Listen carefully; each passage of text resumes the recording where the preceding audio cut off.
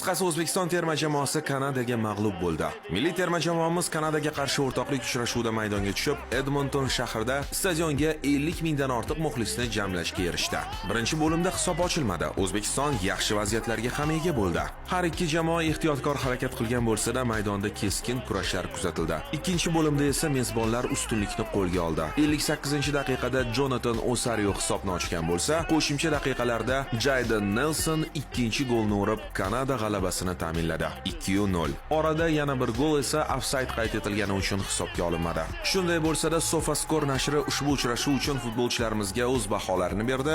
Eng katta ballni esa Abduqodir Husanov oldi.